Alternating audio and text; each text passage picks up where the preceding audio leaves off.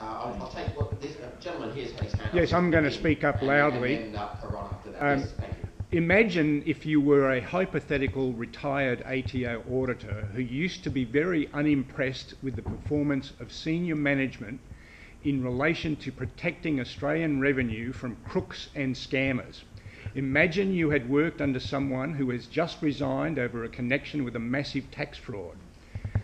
Imagine that as a current and/or retired ATO auditor, you had exhausted every conceivable legal avenue for complaint without meaningful response from any of the following: the Inspector General of Taxation, the Australian National Audit Office, the Commonwealth Ombudsman, two treasurers, the Parliamentary Tax Forum, the Parliamentary Inquiry into the collapse of Trio Capital.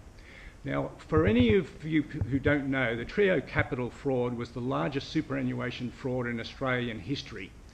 I did some research in retirement and was invited to go to a hearing involving the then Assistant Treasurer Bill Shorten, representatives from APRA and ASIC, on the 5th of July 2012. Now, James, is it? Mr. Price? John Price. I think you mentioned that you started in March of 2012.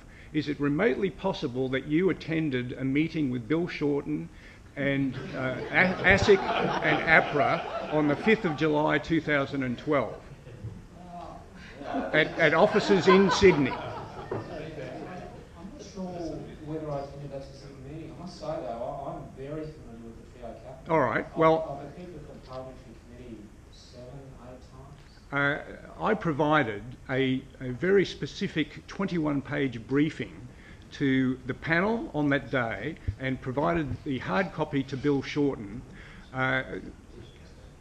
detailing how the ATO, ASIC, APRA, the AFP had dropped the ball in respect of a number of issues that led to the Trio Capital fiasco, and I never heard a response from anybody to this day. I've never heard a response from anybody. I have contacted treasurers saying, why don't you introduce a payment, a reward system for whistleblowers? I've even suggested a program where retired security cleared people will be taken on to go into the ATO and ASIC and APRA and do research into AUSTRAC reports and other matters at no cost to the government, and if eventually assessments are raised and paid, that maybe those people will get some sort of recompense, but in the meantime they get nothing. And I have had no response from anybody. Can you respond to... I'm very happy to. So ASIC did take action in relation to Trio. We took action in relation to 13 people, 2 people were jailed. A number of directors were permanently banned. Some other directors and financial advisors were banned for short periods of time. We looked closely at all avenues in respect of Trio. We took advice from the liquidator of the various entities affected by the Trio fraud. We corresponded with overseas jurisdictions, including the UK, where money laundering offences were brought against a number of the parties allegedly involved in the Trio transaction. Ultimately, we exhausted our legal avenues here. There was a parliamentary inquiry and also a treasury inquiry into the circumstances around the collapse of Trio. Both of those have been fully considered and the various outcomes taken to it as far as we can.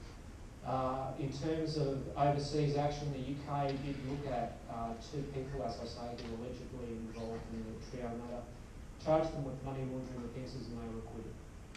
I was in Hong Kong in September last year. I'm conscious that there's quite a lot of people with their hands up. Zetland is still in operation in Hong Kong. Right. So I might actually now turn to Professor Beaton Wells, who I have had